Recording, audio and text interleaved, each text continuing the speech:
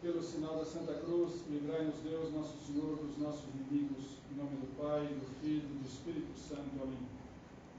Meu Senhor e meu Deus, creio firmemente que estás aqui, que me vês, que me ouves. Adoro-te com profunda reverência, peço-te perdão dos meus pecados e graça para fazer com fruto esse tempo de oração. Minha Mãe Imaculada, São José, meu Pai e Senhor, meu anjo da guarda, intercedei por mim.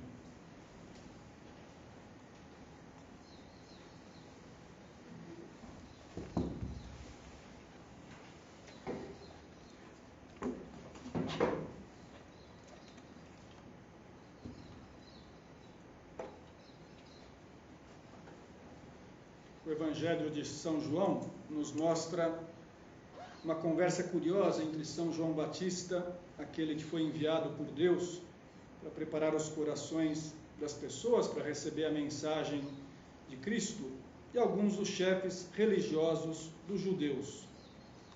Perguntam a Nosso Senhor: quem és tu?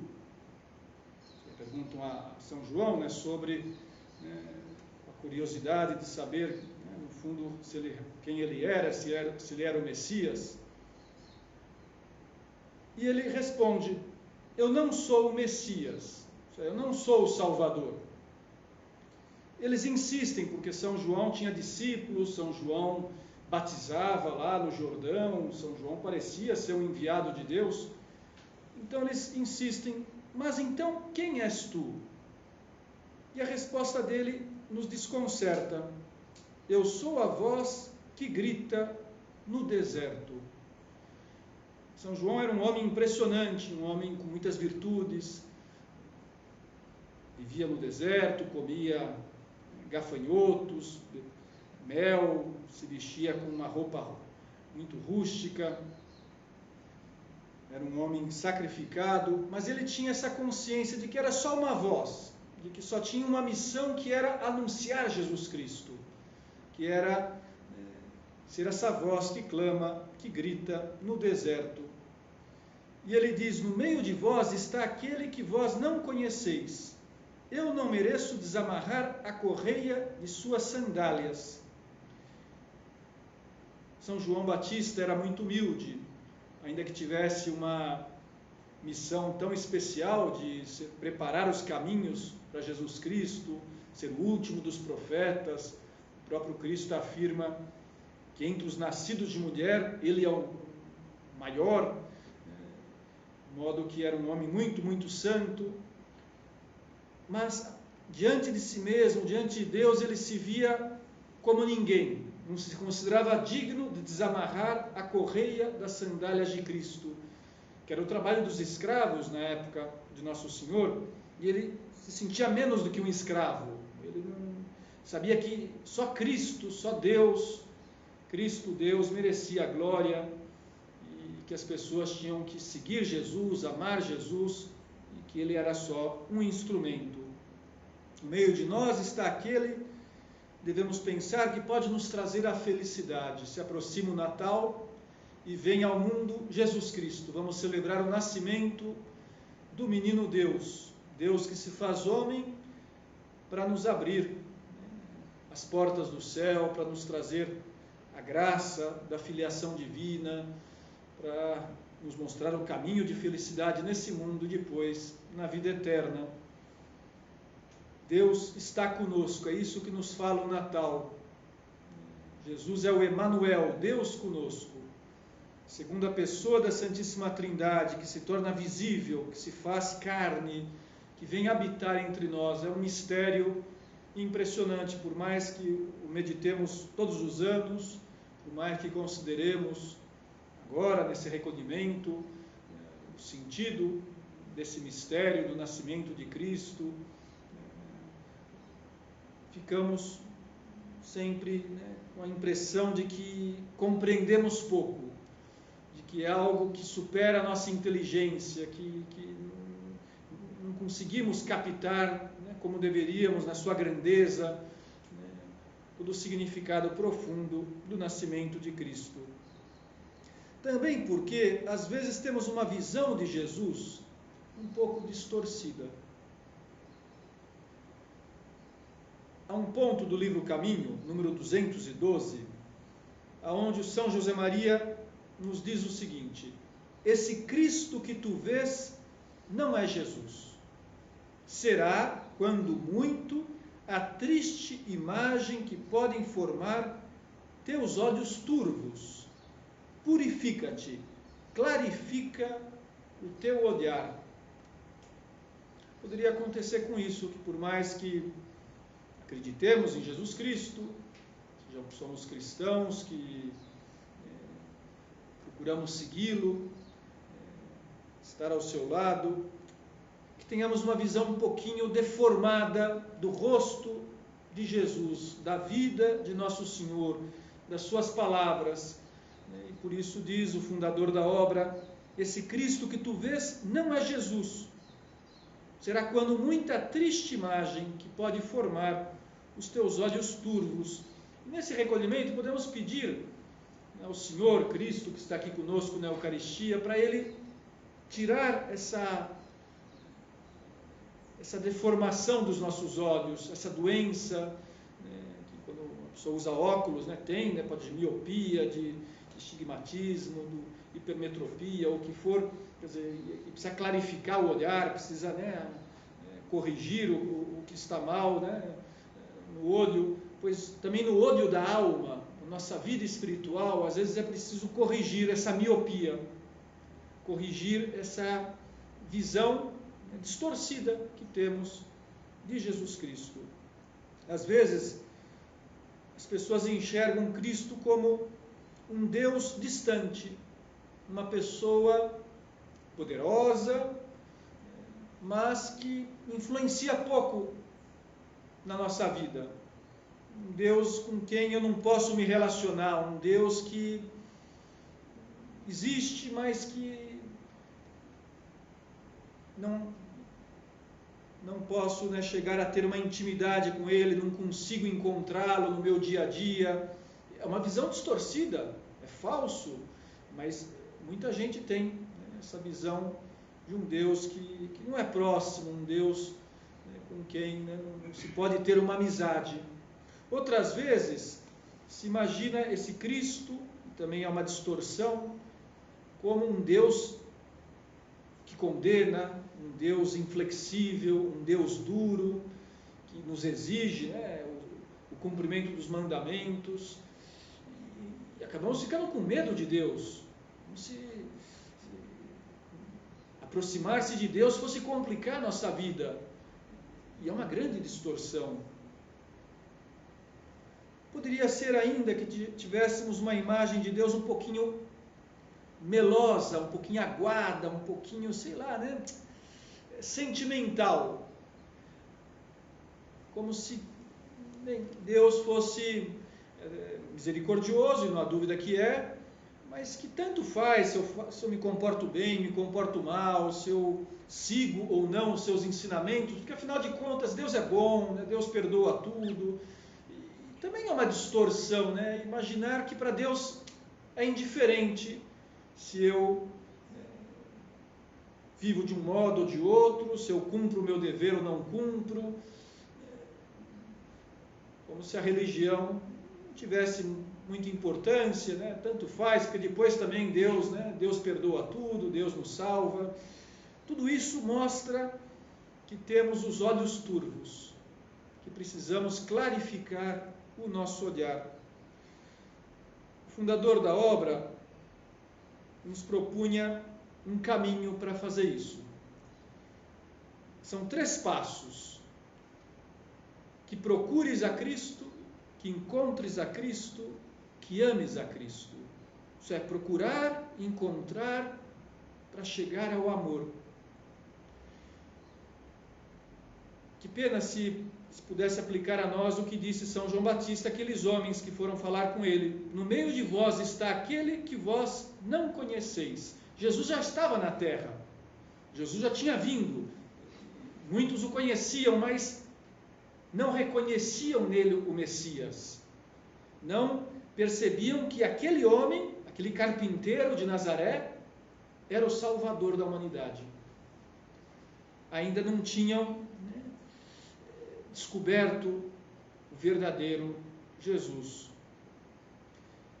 E é incrível que as pessoas às vezes conhecem a fundo a vida dos jogadores, de um jogador de futebol, de um jogador de basquete, de de uma personalidade, um artista, de um cantor, e sabem tudo sobre essa personalidade, mas não conhecem quase nada da vida de Cristo.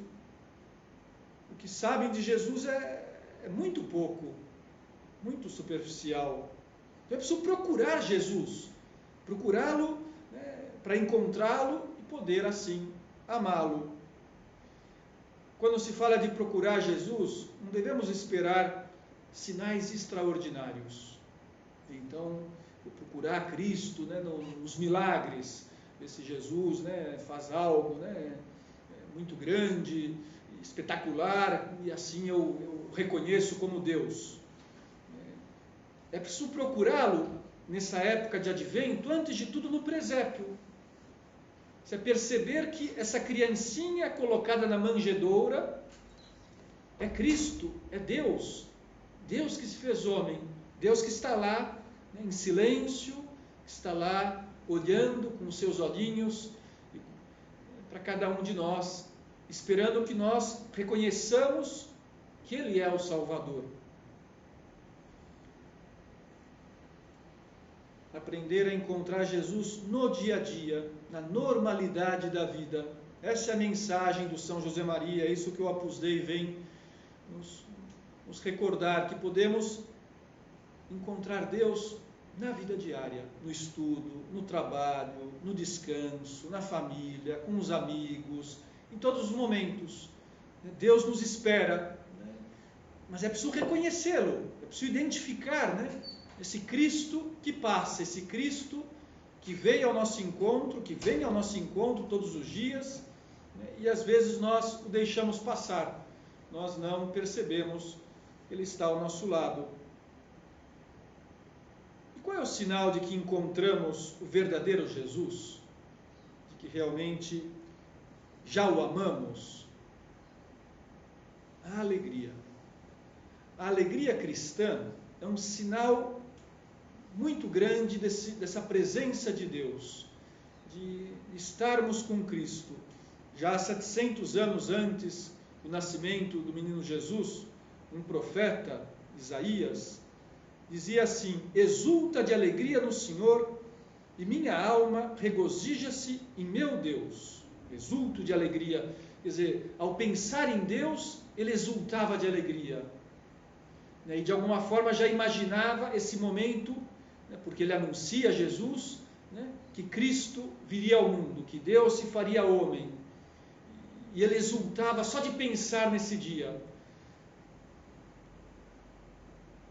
Nossa Senhora, por sua vez, sendo a própria mãe de Deus, tendo sido escolhida entre todas as mulheres para trazer o Salvador ao mundo, quando vai visitar a prima Isabel, ela manifesta exatamente essa alegria. A minha alma engrandece ao Senhor e se alegrou o meu espírito em Deus, meu Salvador.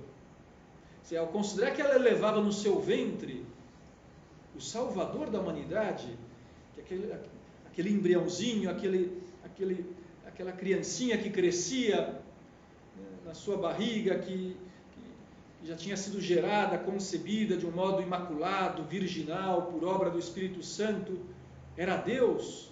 Nossa Senhora se enchia de alegria. E quando chega na casa de Isabel, São João Batista, que estava na barriga da prima, também salta, diz o Evangelho, de alegria, antes de nascer, só com a presença, com a proximidade de Cristo. Um fato milagroso, não há dúvida, mas que mostra como a proximidade com Deus, o encontro com Cristo, traz alegria. Uma alegria que é muito diferente do que às vezes se fala nesse final de ano, aquela música conhecida, de ter muito dinheiro no bolso e saúde para dar e vender. É o que as pessoas se desejam e sonham para o novo ano. E agora que estamos terminando um ano de pandemia, que também não sabemos como será exatamente o próximo. Às vezes vem essa expectativa, vem que acabe a pandemia, que tenhamos saúde, que venha o dinheiro. Tudo isso é parte da nossa vida, não é que devemos desejar, não há dúvida, também esses bens materiais, esses bens físicos, mas antes de tudo precisamos de Deus, da alegria espiritual, colocar esperança nesse Jesus que nasce. É Ele que nos traz a paz, só Ele que pode nos trazer a verdadeira felicidade. E por isso, caso alguma vez nos falte alegria, se com uma certa frequência você se vê com um pouco de mau humor, porque está cansado, final do ano, ou porque os imprevistos, as contrariedades, te abatem, ou pela convivência com as pessoas que às vezes incomodam, é um sinal de que precisamos encontrar Jesus aí,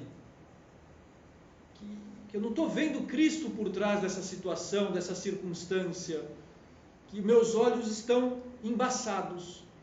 Preciso limpar os olhos, preciso purificar, pingar um colírio para enxergar esse Deus que vem também a mim através das dificuldades, que vem a mim através dos outros, pedindo talvez um pouco de sacrifício. Nós só conseguimos a verdadeira alegria se chegamos aqui na terra a amar muito Jesus, a ter uma vida de amor, até porque fomos criados para amar. Esse amor não pode ser só um sentimento, só uma coisa meio abstrata, uma ideia vazia, tem que ser algo real, ser arraigado na nossa existência, esse amor a Deus, que preencha a nossa vida, que ajude a que carreguemos a cruz quando a cruz aparece, que enfrentemos as dificuldades quando elas surgem. Que bonitas aquelas palavras que São José Maria pronunciou poucos meses antes de ir para o céu, de morrer, em 75. Ele tinha ido à Venezuela, uma viagem de catequese para estar com seus filhos e filhas do Opus Dei, tantas pessoas que participavam dos meios de formação da obra, e lá num encontro com famílias, numa tertúlia, se levanta um rapaz jovem, barbudo, e diz: padre, com todo respeito. E São José Maria o interrompe brincando: com todo respeito e com barba. Vamos lá. O rapaz entra na brincadeira e pergunta: é para colocar as barbas de molho? Não, meu filho, ficam muito bem para você. Obrigado, padre. E aí ele vai começar a sua pergunta. E diz assim: eu sou judeu. E no mesmo instante, São José Maria o interrompe e diz o seguinte: judeu? Eu amo muito judeus, porque amo muito com loucura Jesus Cristo, que é judeu. Não digo era, mas é. Jesus Cristo continua vivo e é judeu como você. E o segundo amor da minha vida é uma judia, Maria Santíssima, Mãe de Jesus Cristo. De modo que eu olho para você com carinho. Continua. E ele responde: eu acho que a pergunta já está respondida. De alguma forma, São José Maria intuiu o que ele ia perguntar, falando, sei lá, como que ele viu os judeus, aqueles que não eram católicos, cristãos, e ele deu uma resposta, ou disse essas palavras que tocaram profundamente o coração desse jovem, porque saíram espontâneas de um homem, de um sacerdote que amava com loucura Jesus Cristo. E só de pensar em Israel, só de falar com aquele judeu, já o seu coração foi a Cristo e ele manifestou publicamente a sua fé em Jesus, o seu amor a Jesus Cristo e a Nossa Senhora. Isso é amar Jesus Cristo, isso é ter Cristo, Deus no coração, um amor apaixonado, um amor profundo. Estamos chamados a amar assim. Não é só um padre que tem que amar assim. Não é só uma pessoa, sei lá, que se consagrou a Deus. Não, um estudante, um profissional, uma pessoa solteira ou casada, jovem ou velha, pode e deve amar Jesus Cristo, porque esse é o sentido da vida cristã. E como chegar então a esse amor tão grande, essa loucura de amor? É preciso cultivar o amor, precisa ser alimentado. Tem gente que gasta todo o seu tempo, praticamente, agora quem está entrando em férias nem se diga, com jogos, com vídeos no YouTube, com séries, com, sei lá, as 1001 coisas que gosta de fazer no computador, mas não gasta tempo com Deus, não gasta tempo com a oração, não encontra 5 minutos por dia para ler o Evangelho, a vida de Cristo. Então, como que essa pessoa quer amar Jesus? Ela vai amar o seu celular. O seu Deus vai ser a internet. Porque, quer dizer, ela não encontra espaço para Deus no seu dia. Ela não reserva, não defende esses momentos para encontrar Jesus na sua palavra, na Bíblia. Quer dizer, será que nós temos o hábito de ler diariamente uns minutos do Evangelho? É o primeiro passo para encontrar Jesus, porque lá encontramos o exemplo de Cristo, as palavras de Cristo, uma biografia resumida, mas uma biografia de Nosso Senhor. E ler não só para conhecer, como se fosse uma coisa passada, mas para imitar, para amar essa pessoa.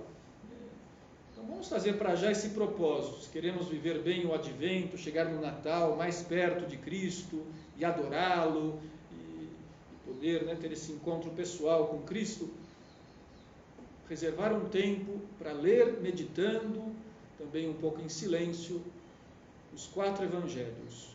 Melhor às vezes é ler na sequência, uns minutinhos cada dia, aí pouco a pouco tem um filme da vida de Cristo dentro de nós, gravado, quer dizer, de tanto ler e meditar uma vez e outra vez, vamos sabendo quase de cor aquilo que Jesus falou, e vamos tendo o seu exemplo continuamente diante dos olhos para poder levar à prática na nossa vida diária.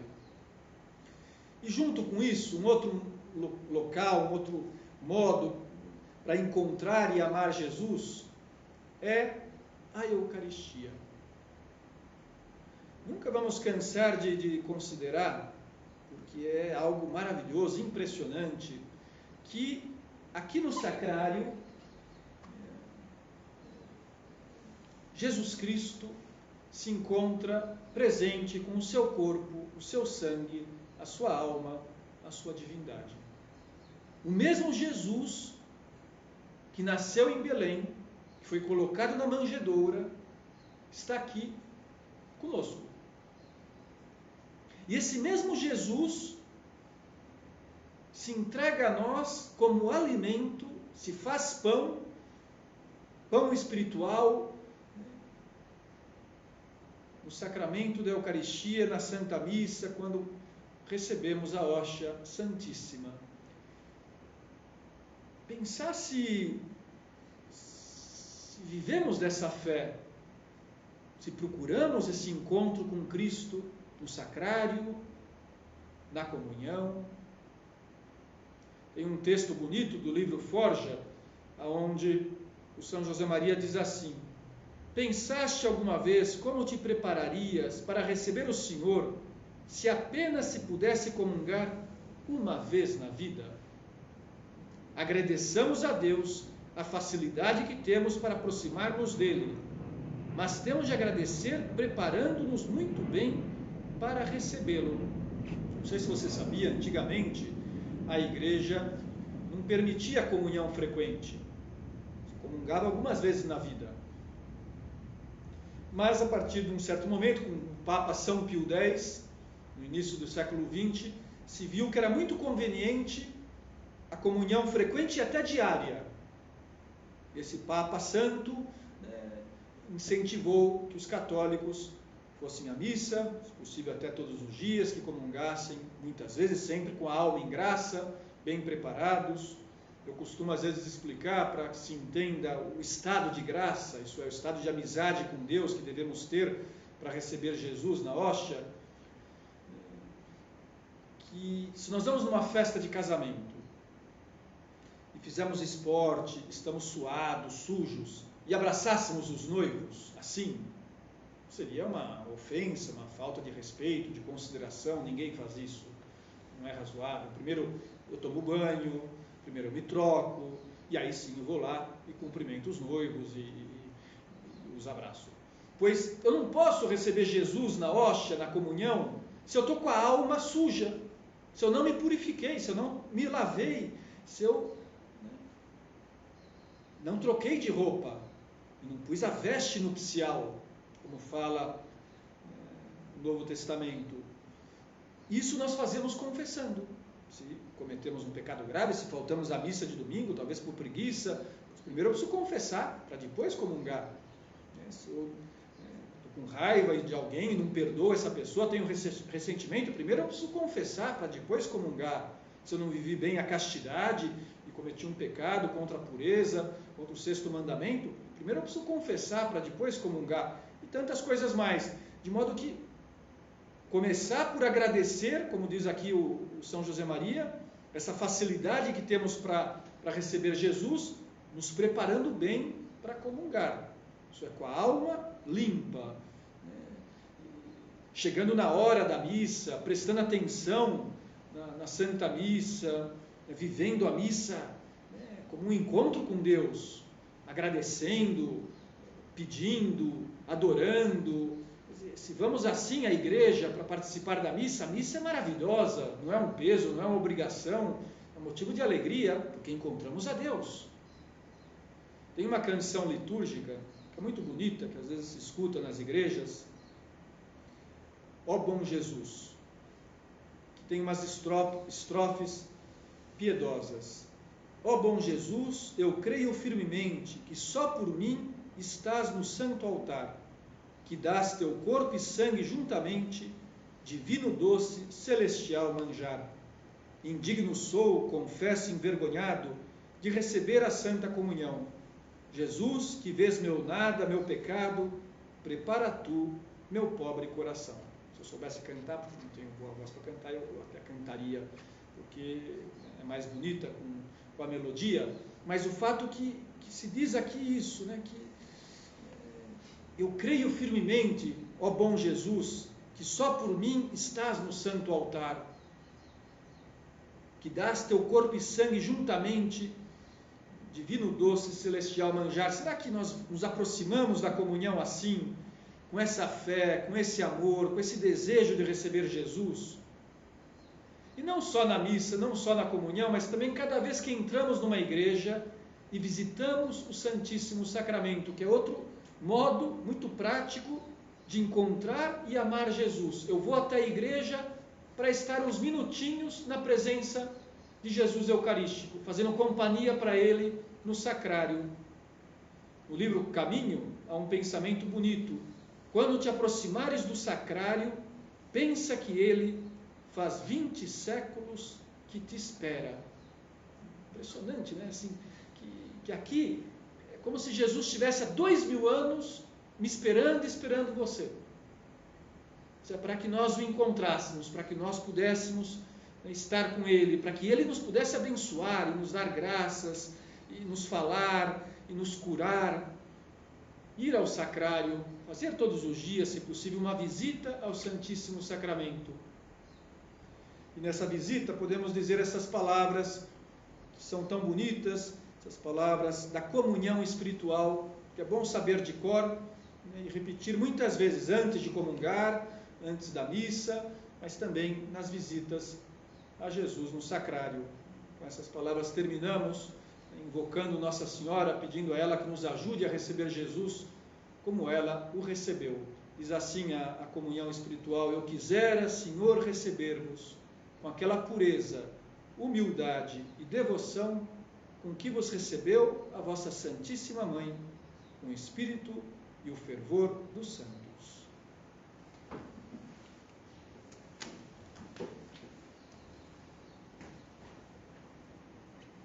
Dou-te graças, meu Deus, pelos bons propósitos, afetos e inspirações que me comunicaste nesta meditação. Peço-te ajuda para os pôr em prática. Minha Mãe Imaculada, São José, meu Pai e Senhor, meu anjo da guarda, intercedei por mim.